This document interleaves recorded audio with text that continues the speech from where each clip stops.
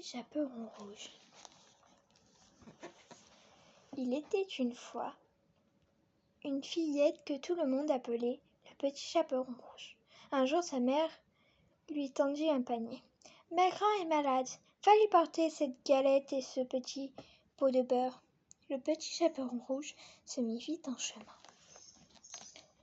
Mais le loup, affamé, l'arrêta, lui demanda où elle se rendait, ainsi chez Maigran, de l'autre côté du bois.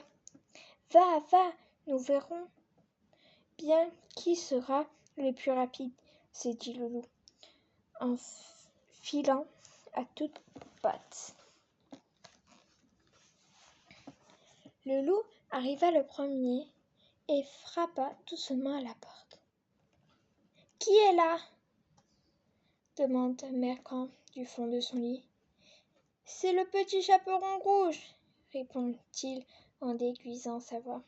« Tirez la chevillette de la bobinette chérale. » Le loup, la chevillette et la porte s'ouvrit. Aussitôt, il se jeta sur Maigran et l'enferma dans un placard. Il eut à peine le temps de se coucher quand on frappe à la porte. « Qui est là ?» demande le loup d'une voix douce. « C'est Petit Chaperon Rouge.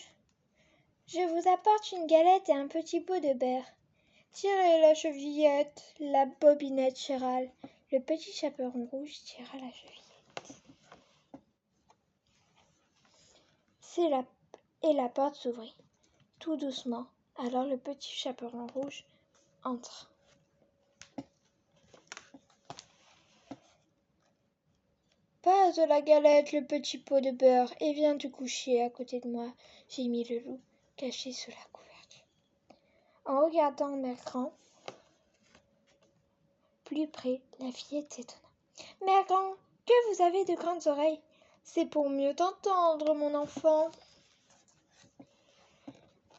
Maigran, que vous avez de grands yeux !»« C'est pour mieux te voir, mon enfant. »« Maigran, que vous avez de grandes dents !»« C'est pour mieux te manger, mon enfant. » Et le loup se jeta sur le petit chaperon rouge pour la dévorer. La fillette, juste le temps de sauter hors du lit et de fuir à grand engin. Un chasseur qui passait par là entendit le cri.